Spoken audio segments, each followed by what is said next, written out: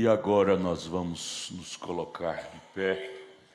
Vamos abrir nossas Bíblias em Zacarias, capítulo 4, versículo 10. Livro do profeta Zacarias, no capítulo 4, versículo 10. Vamos tomar aí uns 40 minutos de uma meditação, lembrar das coisas pequenas aos nossos olhos, porém grande aos olhos de Deus. Cuidado em desprezar as coisas pequenas. Zacarias capítulo 4, verso 10. Porque quem despreza o dia das coisas pequenas, quem despreza o dia das coisas pequenas, pois esses se alegrarão vendo o prumo da mão de Zorobabel. A mão de Zorobabel é pesada. 7 olhos do Senhor que discorrem por toda a terra. 7 olhos, 7 mensageiros. É pesado. Quem sofrerá esse peso? Da mão de Zorobabel e dos 7 olhos de Deus, que são seus 7 mensageiros, é quem despreza o dia das coisas pequenas. Jesus, ajude a nós. É pequeno para o mundo, porém é grande para Deus. Ajude-nos a valorizar aquilo que o Senhor valoriza. Em nome de Jesus, amém. Podeis assentar.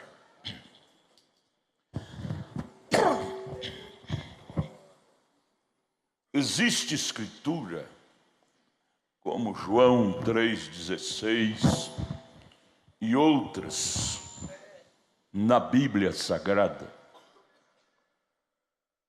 que às vezes não são grandes, versículos pequenos, mas não é o muito, não é a leitura ou o quadro que possamos ler, é o valor do que lemos. O grande não é o rótulo, é o conteúdo da coisa. Temos que prestar bastante atenção nisto. Não é a grandeza, a quantidade, mas é a qualidade da coisa que a faz grande. Não faz nenhuma diferença se é muito longa ou não. É o valor que lemos da coisa. É o valor. Às vezes você fica aí um mês lendo, relendo, lendo um só versículo da Bíblia. Um só versículo. E dali você extrai lições práticas cada dia. Cada dia aquilo fica mais novo para você. Isso aqui é cheio de pepitas. Isso aqui é cheio de vida.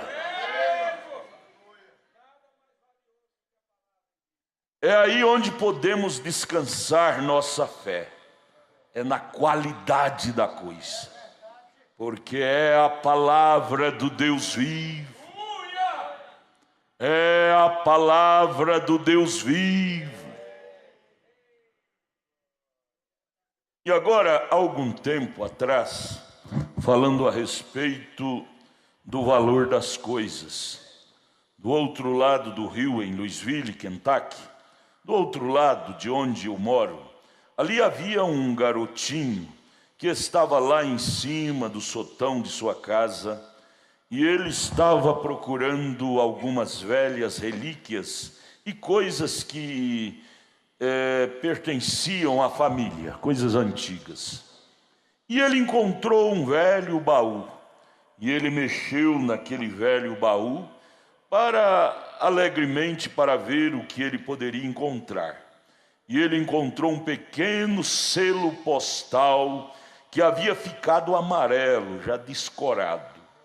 Ele era apenas cerca de meia polegada quadrada, bem pequeno aquele selo. O pequeno companheirinho olhou para aquilo e ele disse: talvez isso possa valer uns 5 centavos de $1. 5 centavos, eu poderia tomar um cone de sorvete com esse dinheirinho. Então, com o cone de sorvete em sua mente, ele desceu a rua correndo até um colecionador de selos. E o colecionador de selos olhou para aquilo e ele disse: quanto você me daria por este selo postal? Não esperando receber mais do que 5 centavos. E ele disse, depois que o colecionador de selos olhou para aquilo, ele sabia que era um selo antigo. Então ele disse: eu te dou $1 por ele. O pequeno companheirinho ficou muito feliz. Aquilo significava muitos sorvetes. Estava esperando comprar um só, agora poderia comprar muitos.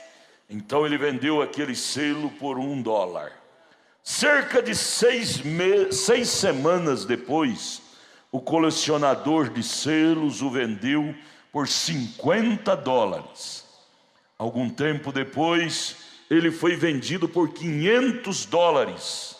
E agora, eles alegam que ele vale $250 mil. Agora, nós sabemos que um pequeno pedaço de papel com meia polegada quadrada não valeria nem mesmo ser apanhado na rua. Coisinha pequena. Mas não era o valor do papel, era o valor do que estava aplicado, impresso no papel.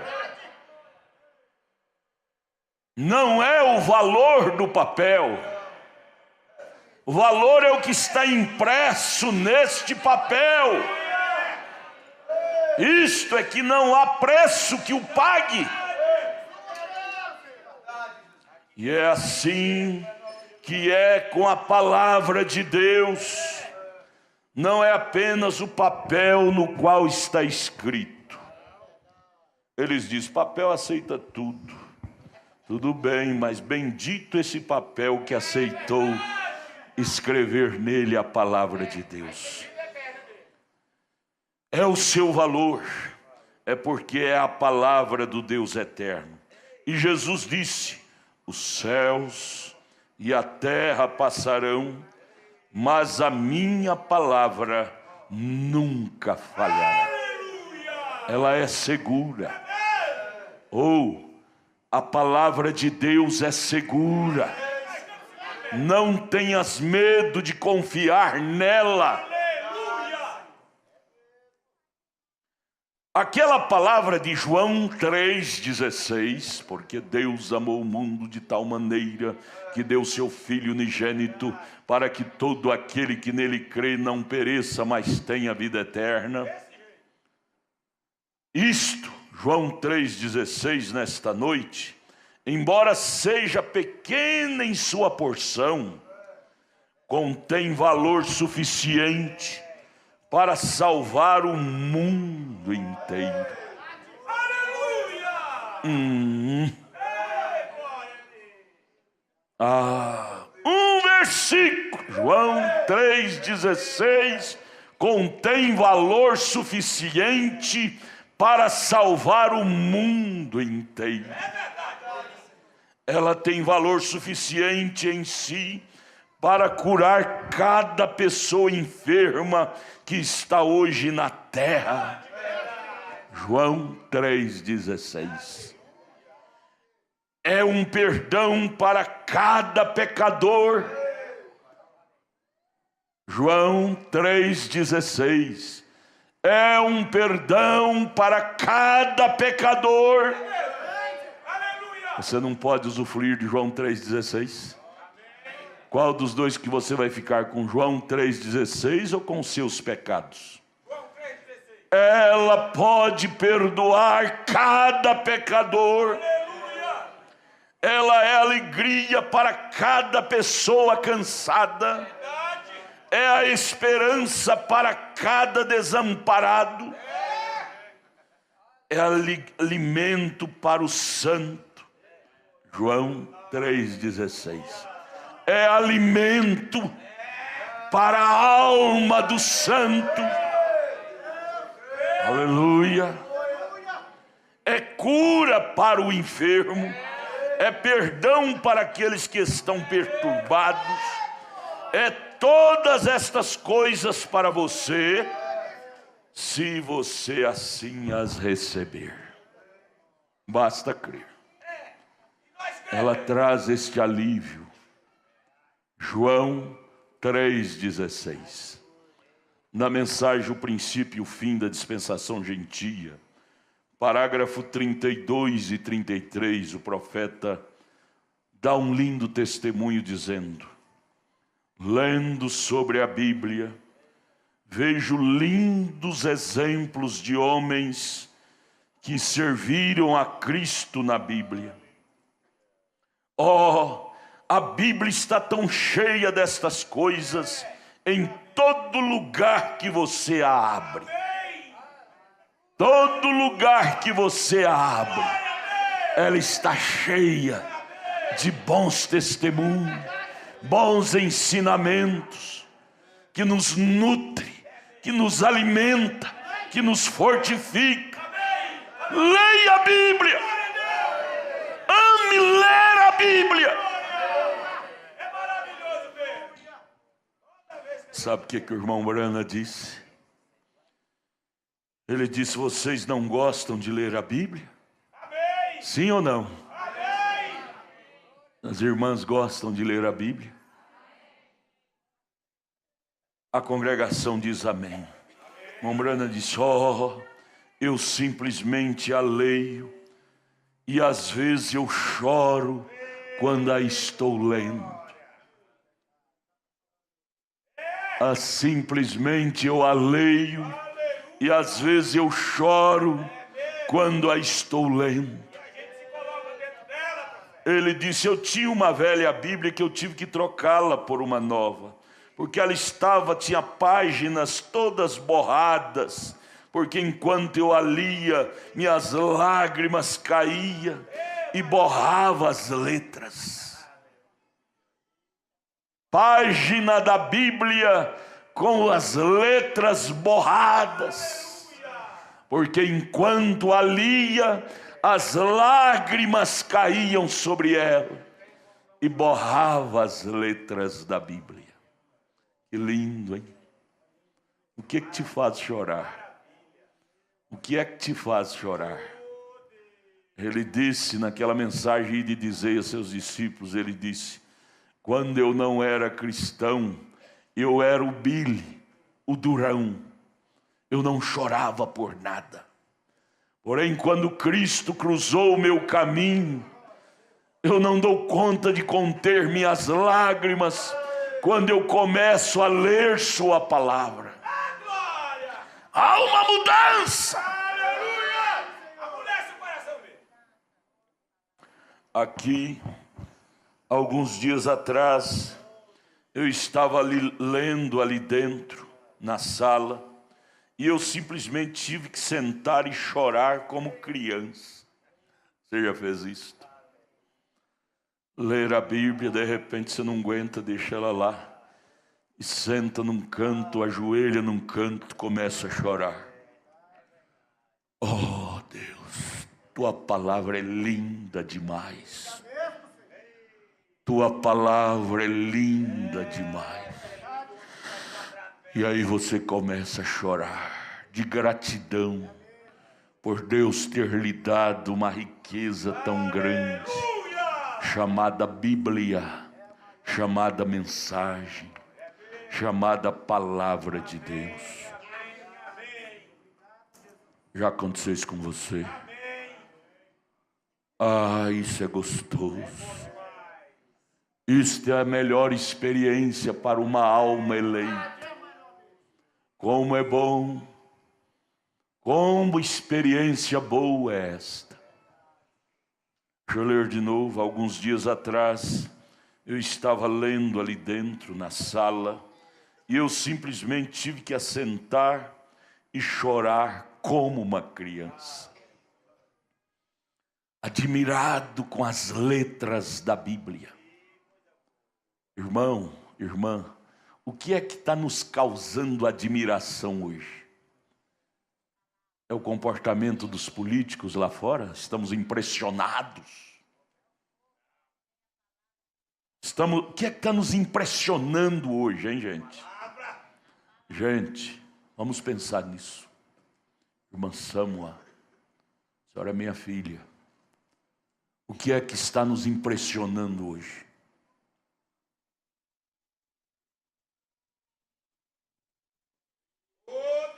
Irmão Brana, lendo a Bíblia, ele tinha que colocar ela de lado e chorar, chorar, porque aquilo lhe impressionava.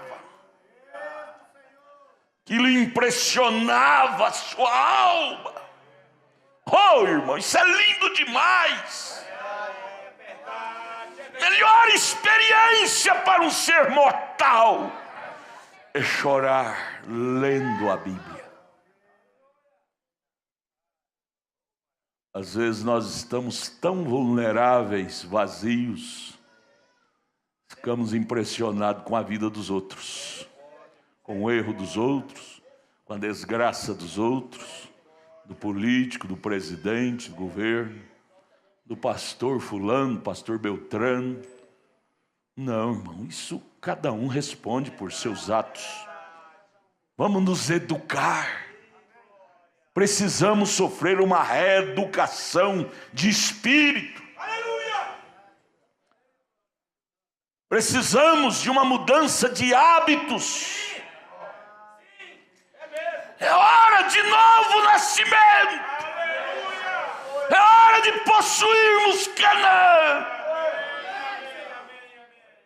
Eu acho que os olhos de Josué e Caleb quase que nem piscava, principalmente quando estava perto da terra. Eles miravam na pátria santa Canaã. Canaã era impressão, era o que mais impressionava Josué e Caleb. Eles não queriam nem saber dos problemas das outras nações. Ele queria saber em possuir Canaã. Irmãos, não é hora de nós estar preocupados com a vida alheia, não. É hora de nós estarmos preocupados com a nossa promessa. Possessão! É hora de possessão! Pare de ter sua mente vagante. Mente vagante. Girando, girando, girando. Uma hora está na cachaça, outra hora está no cigarro, outra hora está na mulher, outra hora está no homem, outra hora está vagante, vagante. É hora de centralizarmos nossas mentes em algo que realmente tem valor. Cristo. Amados irmãos, deixa eu dar uma declaração para vocês. Próximo passo nosso é possuir nossa Canaã. Não resta muito espaço à frente mais. Não resta muito tempo mais. Nós já estamos no 40º ano. E foi no 40º ano que Israel possuiu Canaã. Eu não sei se foi de manhã, à tarde ou à noite, mas eu só sei que estamos no dia da coisa. Estamos no dia da coisa. Regozijai-vos, impressionai-vos com isto. Isto deve ser uma matéria de alto relevo para o crente.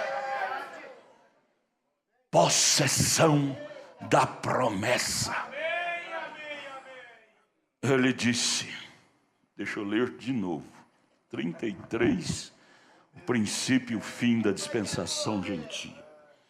Aqui, alguns dias atrás, eu estava lendo a Bíblia ali dentro, na sala, E eu simplesmente tive que sentar e chorar como uma criança.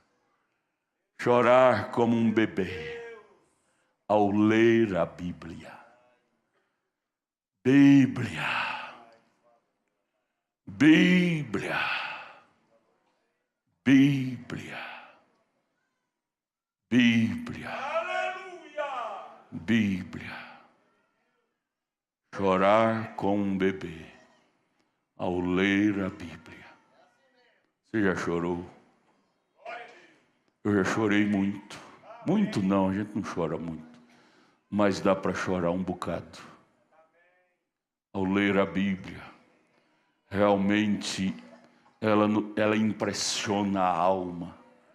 Se você deixar seu espírito ser embalado por ela. Ela causa sentimento de gratidão. Se você nunca fez isso, experimente fazer isso um dia. Isso cura estresse, cura depressão.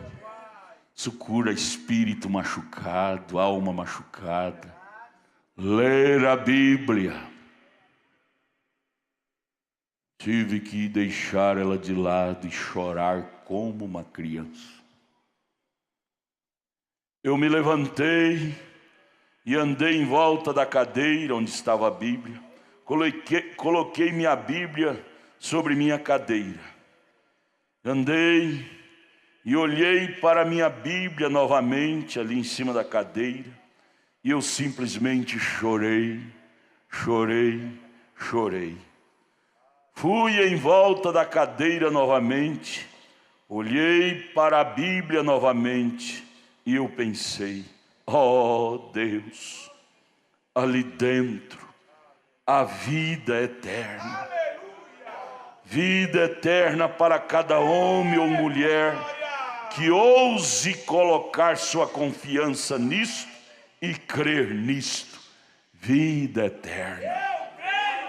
Colocou sua Bíblia na cadeira lá na sua sala. Teve que colocar ela lá para chorar como uma criança. Depois começou a rodear e olhar para a Bíblia. E chorando, dizendo, oh Deus, aí dentro tem vida eterna. Cada versículo dela é palavra de Deus. É palavra de Deus. Veja, o irmão Brana nunca se acostumou com a Bíblia. Nunca. A Bíblia o impressionava cada vez que ele a lia. Ô irmão, feliz do crente, da crente, que nunca se acostuma com a Bíblia.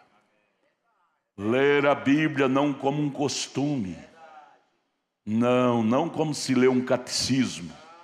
Mas ler a Bíblia com impressão. Impressionado com o que ela fala. Isto sim é cristianismo. O conteúdo disto é uma vacina para a alma. O conteúdo disto é uma vacina para a alma. Você está com a sua alma fraca? Tome uma injeção da Bíblia. Levanta de madrugada e começa a ler a Bíblia. Te educa nisto. Te eduques nisto. As caladas da noite, leia a Bíblia. Perdeu o sono? Corre e vai ler a Bíblia. Eu, quando perco sono, eu vou ler a Bíblia, vou ler a mensagem, até que sono vem. Aí depois de sono vem, dá um sono gostoso. Aquela paz da Bíblia entra na gente. Você dorme que ronca, né? É bom. Elimina as estresse, que vale muito mais do que remédio controlado. Chorar ao ler a Bíblia. Por que nós mais choramos, hein? Por causa de dinheiro, por causa de ciúmes, de brigas, dissensão. Vamos nos educar. Vamos educar nosso espírito a ser amigos da Bíblia.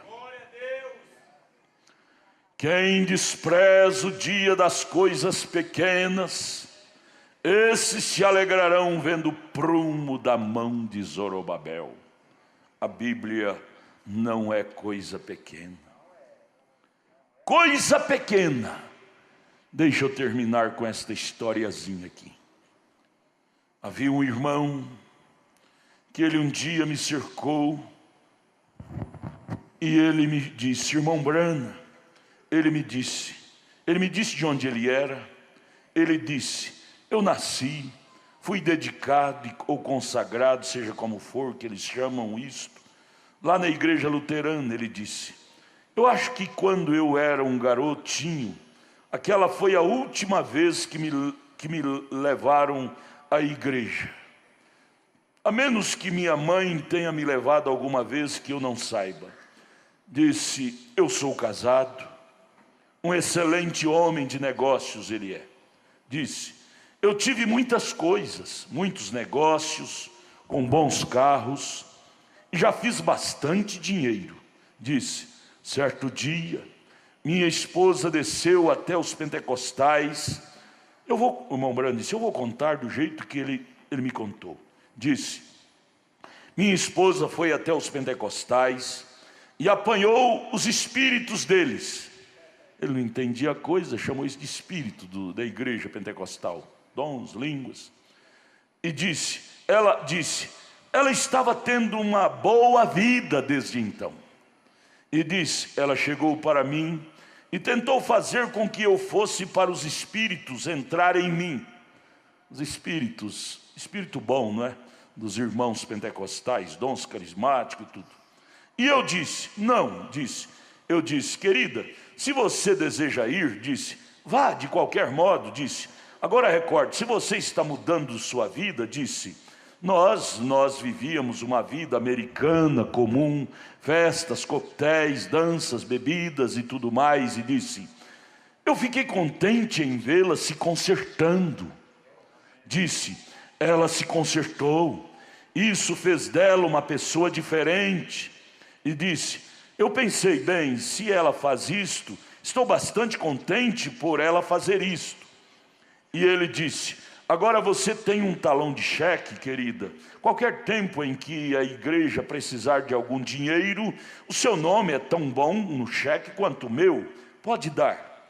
Vai, assine, disse, mas para mim, querida, não vou ser religioso não, disse. Se você deseja continuar religiosa, vá em frente. E ele disse que, bem, ela ficou naquela igrejinha por cerca de 1 ano.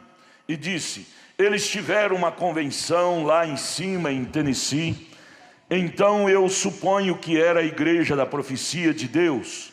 É ali em cima onde eles têm suas convenções. E então ele disse que ela subiu até ali e disse, eu estava fazendo uma venda de carro. Ele era dono de uma garagem de carro. Eu estava fazendo a venda de um carro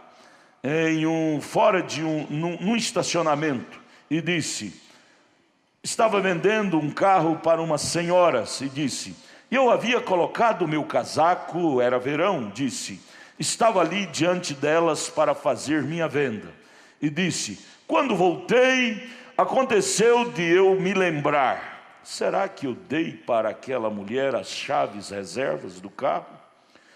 E corri minha mão pelo meu bolso do casaco e disse, eu estava com uma pequena etiqueta quadrada ali, que tinha um ponto de interrogação, uma frase e um ponto de interrogação escrita naquela etiqueta.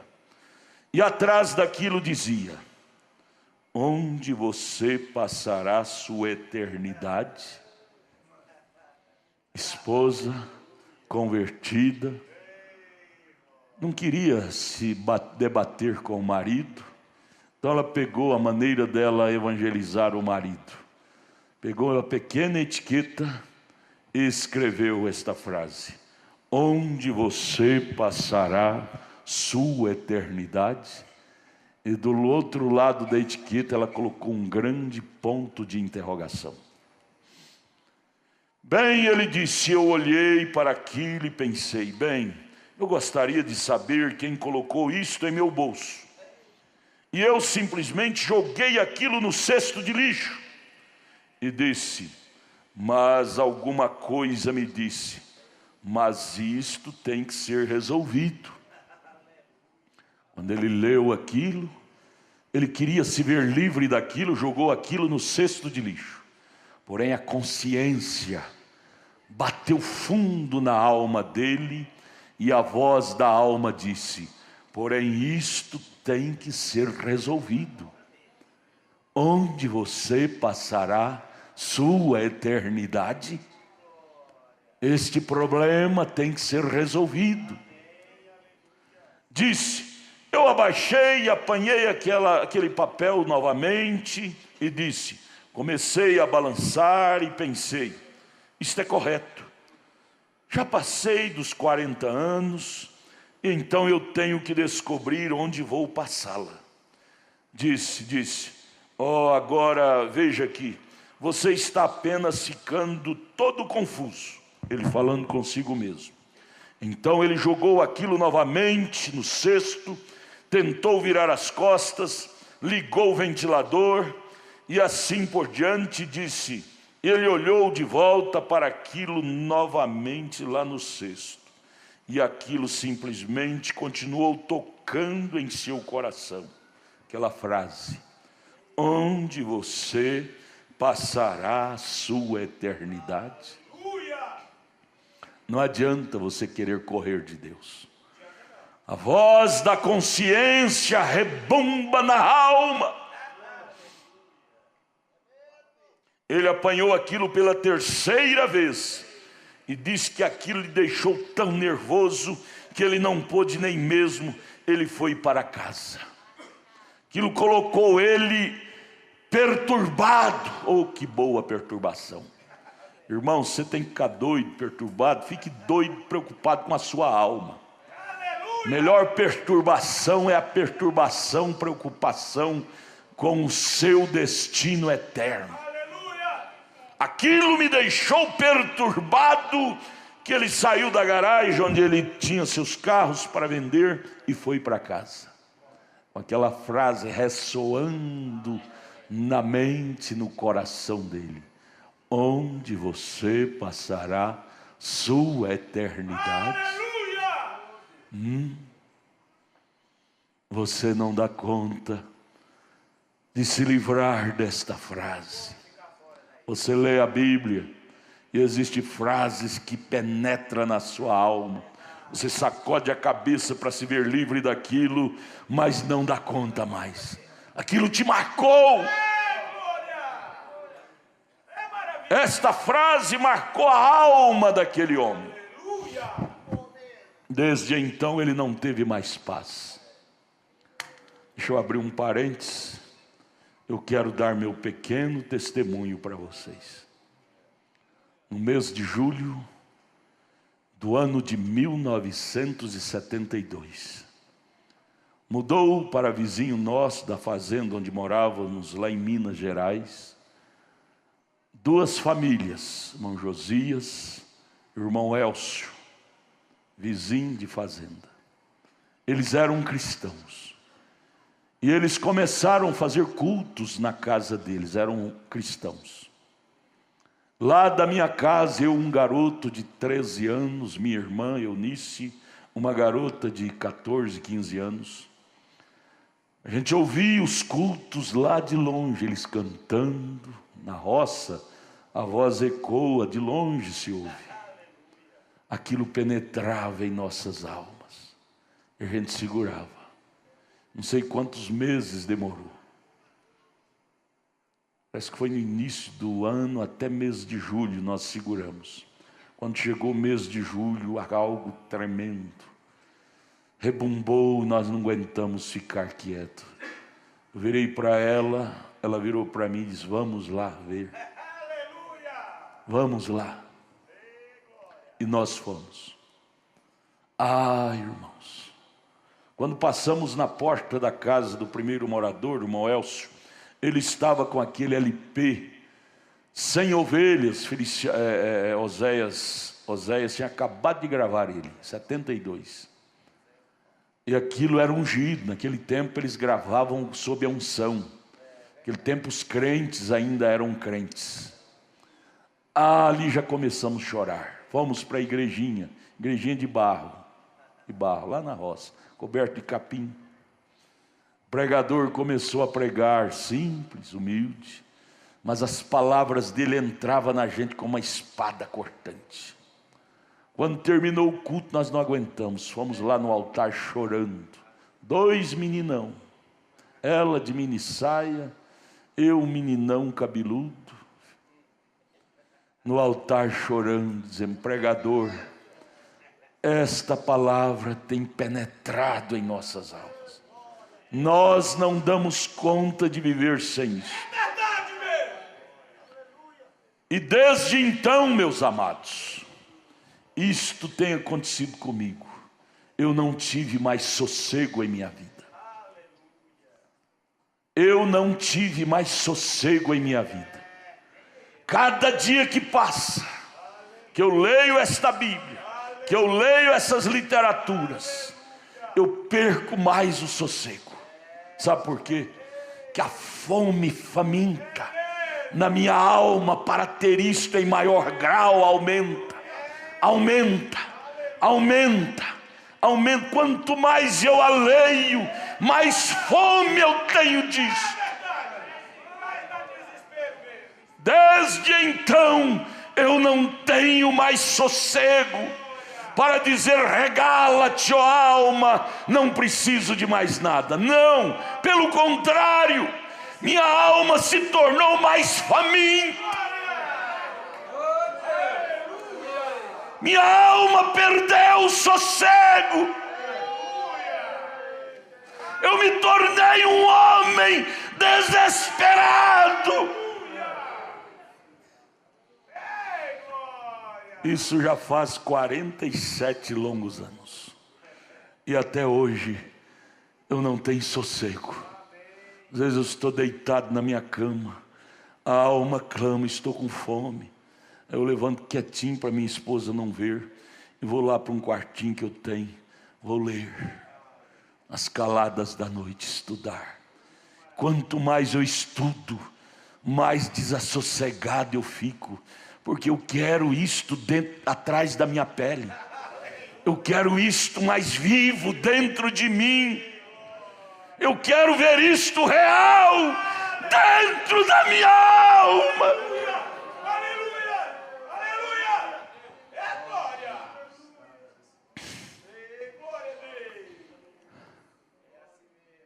Desde então, eu não tenho mais sossego. Foi o que aquele homem disse para o irmão Branham.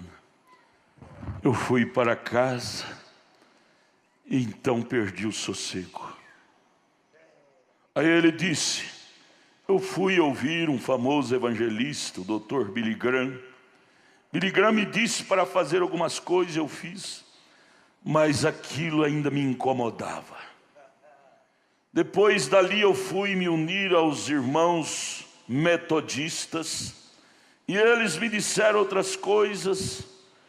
Fiz como eles mandaram, porém aquilo ainda me incomodava, não foi a resposta. Me uni com os unicistas, me disseram para fazer alguma coisa, eu fiz, mas logo descobri que ainda eu estava com uma alma incomodada. Me uni com os pentecostais, eles me ensinaram que eu tinha que falar línguas estranhas, e me levou para um quartinho e orou comigo, orou, até que eu concebi o dom de língua estranha, mas terminei sentindo necessitado. Minha alma continuava inquieta.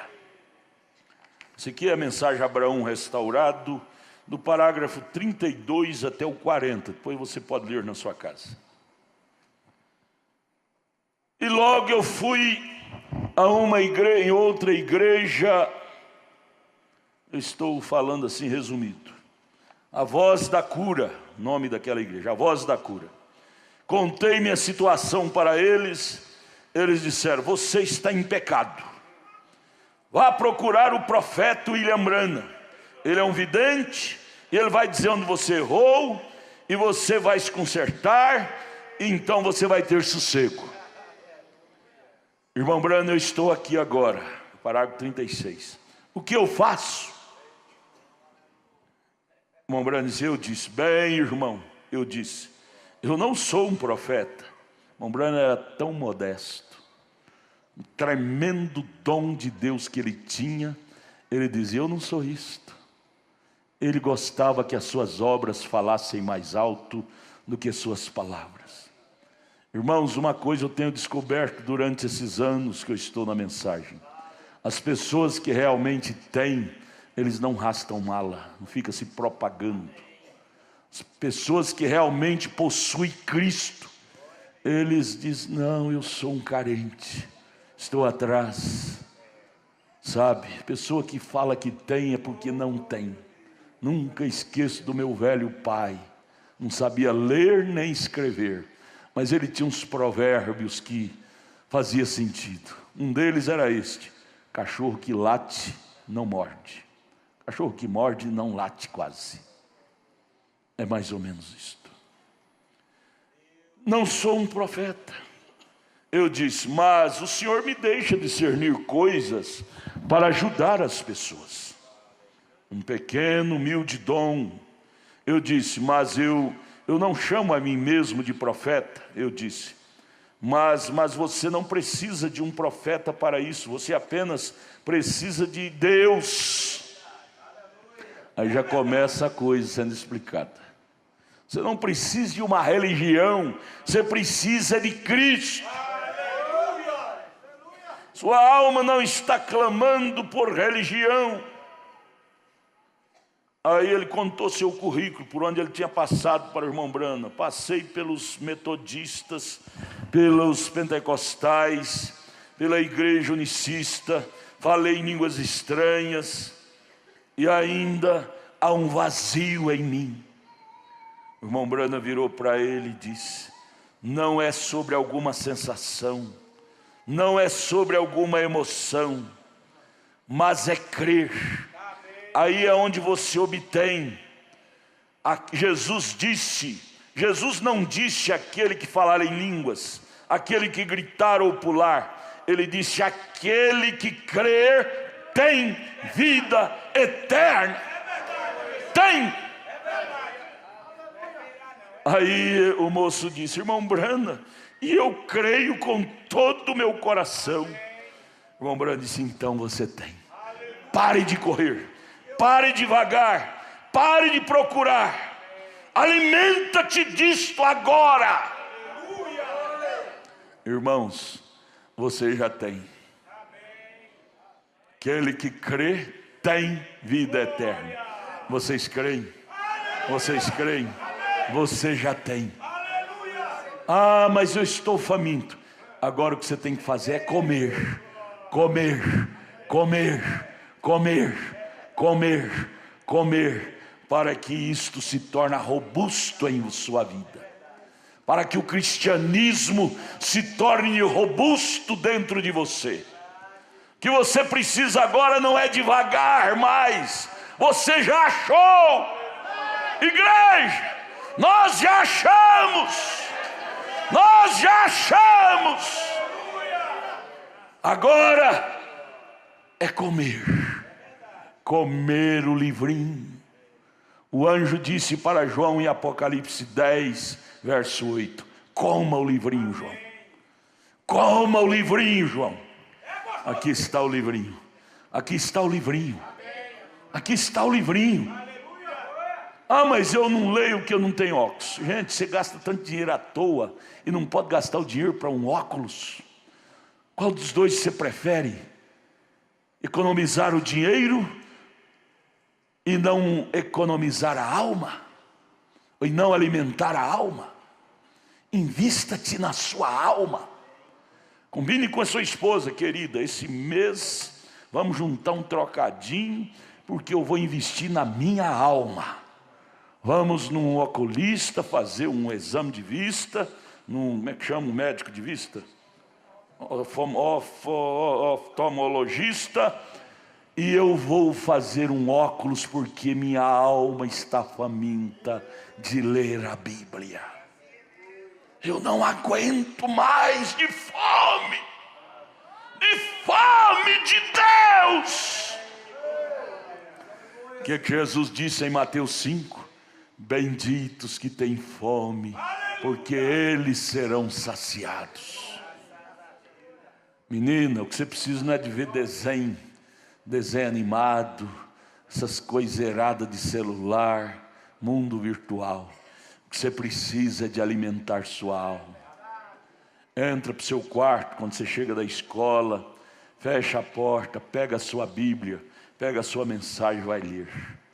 Não dê sono para suas pálpebras enquanto você não ler pelo menos 3 capítulos da Bíblia refletindo sobre ela. Veja, o irmão Brana diz, só João 3,16 já dá para chacoalhar o mundo. E se ler 3 capítulos por dia, hein? E se ler pelo menos a metade de uma mensagem por dia, hein? Achei tão lindo, nunca esqueço o testemunho do pastor William, lá de Caldas Novas, quando ele esteve aqui. Falou para mim no escritório, pastor Adalto, o dia que eu não leio uma mensagem, eu me sinto insaciado. Achei aquilo lindo demais. Tem coisa boa que você tem que copiar. Comer, alimentar a alma, isso faz bem. Se alimentar o físico faz bem, e alimentar a alma, hein? Ver uma alma robusta. Estamos vivendo no tempo da obesidade. Na América, por exemplo, quase todo americano é acima do peso, porque come muito glúten, massa, essas coisas, e ficam gordos, fortes. Irmão, se a carne pode ficar obesa, e a alma? E a alma? Vamos aprender com o irmão Brana. Escreva aí o princípio e o fim da dispensação gentia, 32 e 33. Ele lia a Bíblia e punha ela num canto e começava a chorar, refletindo o que ele havia lido. Chorar. Você tem que chorar, não é de paixão por quem não te quer, não. Que besteira é essa? Chorar de paixão, você sabe que ele não te quer, virou as costas para você. Para que chorar? Perder tempo com quem não te quer. Pare com isso. Chorar de ciúme. Se Deus não segurar, muito menos você. Fica ciumando aí que a pessoa fica irritada aí que ela vai mesmo. Chore por Cristo. Chore pela palavra. Chore por algo que realmente vale a pena. Aprenda, educa-te teu espírito em coisas que vale a pena, em hábitos que vale a pena. Eu tenho certeza, irmão, se você te ocupar em ler a palavra e orar, a vontade de pitar vai embora. Pitar, é um verbo lá da roça, né? Estou pitando, vou pitar, fumar. Vai embora, porque um poder supera o outro. Um poder supera o outro. Se quer vencer um poder, cria um poder maior. O irmão Brana fala isso na mensagem Tempestade se aproxima. Ele diz, sabe como se vence uma tempestade? É formando outra tempestade maior. Quando eu li isso, eu lembrei do meu velho pai lá na roça. O incêndio pegava fogo no pasto. Como que ele apagava aquele incêndio? Ele fazia uma picada, um acero aqui, no meio do pasto, e tacava fogo daqui para lá. E aquele fogo batia de frente com aquele outro fogo e apagava. O incêndio acabava. Como se apaga uma tempestade? Formando uma tempestade maior. O diabo formou uma tempestade de vontade de pitar. Me perdoe a expressão. Você forma uma tempestade de vontade de ser crente. Ser crente. O diabo formou a tempestade da sua mente, vontade de prostituir. Você forma uma tempestade, vontade de ser crente. Crente, crente, Como vencer uma tempestade? Formando uma maior. Arlon, eu te amo. Você é meu fião, não te dou para ninguém. Vamos formar uma tempestade contra o inferno. Vamos dar as mãos. Vamos dar as mãos. Formar uma tempestade contra o inferno. E você vai ver se o diabo vai dar conta de nos aguentar. O diabo não dá conta de aguentar um eleito cheio do Espírito Santo. Ele é fraco. Meninas, meninos, na escola, na faculdade, como vencer as amizades ruins? É você fazer uma tempestade de evangelho. Eles vêm falando de nomes pornográficos. Você cita nome: Paulo, Pedro, Bíblia, Mensagem, William Branham. Qual é o livro que você mais gosta de ler? Aqueles livros que ele quer a resposta de pornografia. Você fala: oh, eu gosto de ler Maior Batalha Jamais Pelejada, Cristo Mistério de Deus Revelado. Sabe o que é isso? Aí que eu gosto de ler. Você não pediu a pergunta? Que nos chame de louco. Nós somos loucos por Cristo. E eles são loucos por quem? Ninguém vive na vida neutra. Ou você está louco por Cristo, ou você está louco pelo pecado. Ninguém fica neutro. Ninguém. Faz 47 anos que eu ando um homem preocupado. Preocupado porque minha alma me deixa todo dia incomodado. Incomodado. Adalto vai comer mais, vai ler mais a Bíblia. Adalto, levanta, vai ler.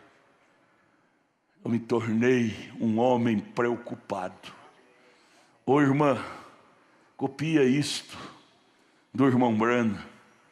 Se torne uma pessoa preocupada com Deus, que você não vai ser escravizada por Satanás. O enfado é da carne. Estou enfadado. Esse enfado é do diabo. Por que você não enfada de assistir televisão? Não enfada de ver celular? Não enfada de ver essas coisas? Ah não, celular manda zap para mim. Se eu não responder o zap dela, vai falar que eu sou mal educada. Mandou, eu fui ver, só no outro dia ela vai falar que eu não fui educado, não dei satisfação. Que chame de mal educada. Que ele chame de mal educada. Eu quero ser educada com a minha alma. Eu quero ser educada com a minha alma. Que negócio é ser educada com a irmã fulana ou com a ciclana? Seja ela quem for. Você responde o dia que tiver tempo. Ah não, tem que responder o zap. Aí vem 500 zap por dia. Aí 500 horas por dia. Termina o dia, você não leu a Bíblia, não leu a mensagem, não orou, não chorou debruçado na Bíblia. Ah, mas ela mandou mensagem. Mensagem? Ela é pura filosofia. Se filosofia salvasse, a Grécia, que é o país dos filósofos, seria o país mais crente do mundo. Sócrates, Platão, nunca nem tocou o dedo no cristianismo. Palavras não salvam ninguém. O que salva é conteúdo. É Cristo. Você está alimentando de fonte errada, minha filha. Pensamento é um pensamento bonito. Sai para lá com esse trem. Nós estamos alimentando em fontes erradas. Vamos voltar a alimentar no lugar certo.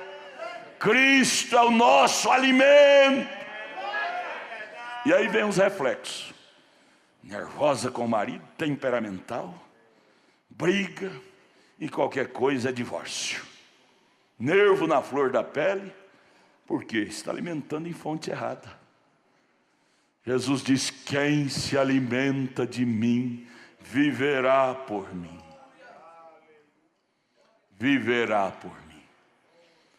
Aleluia. Cante um hino espiritual, irmã. Canta aquele, irmã Ruth. Canta aquele hino, irmã Ruth, com o conjunto aqui de novo. Eu gosto de bons cânticos. Isso alimenta a minha alma. Eu me alimento ouvindo a mim mesmo pregando. A palavra do dia é a primeira coisa que eu faço quando levanto. Eu ouço e eu me alimento daquilo. Eu vejo na internet meus cultos, assisto, eu me alimento. Oh, como é bom, porque não é eu falando, eu sei que é o Espírito Santo falando. Eu me alimento do Espírito Santo. Eu me alimento ouvindo vocês cantando. Eu me alimento ouvindo a irmã Ruth cantar esse lindo hino. Nós devemos nos reeducar, gente. Nos reeducar o nosso espírito. Nossa alimentação está precisando de uma reeducação. Se precisamos para o corpo físico e para o espiritual, não? Canta, irmã Ruth, conjunto. Alimente disso. Se você quiser chorar, pode chorar.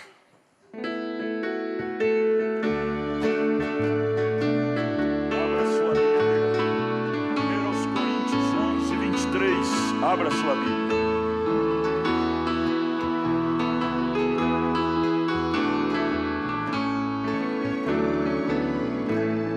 O céu está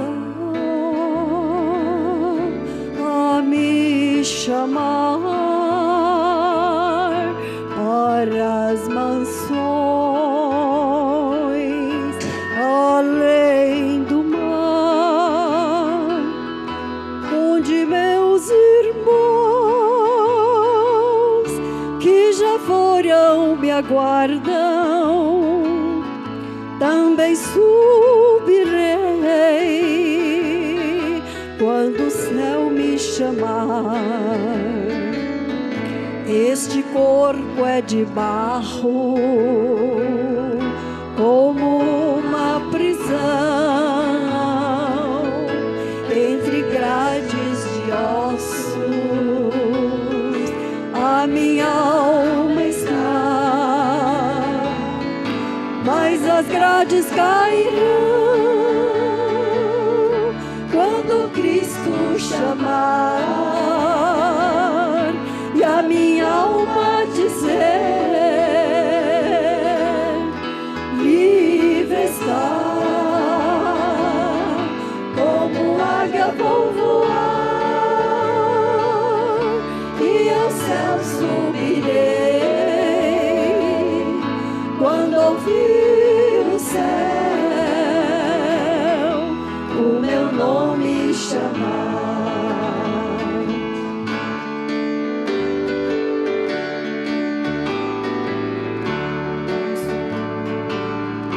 Posso imaginar meus irmãos do além, já não há mais lágrimas e nenhuma dor, e no trono celestial vejo meu Jesus. Posso ouvir a voz, o meu nome chamar. Este corpo é de barro, como uma prisão, entre grades de ossos. A minha alma está, mas as grades cairão quando Cristo chamar e a minha alma dizer: livre está, como águia vou voar e ao céu subirei quando ouvir o céu o meu nome chamar. As grades cairão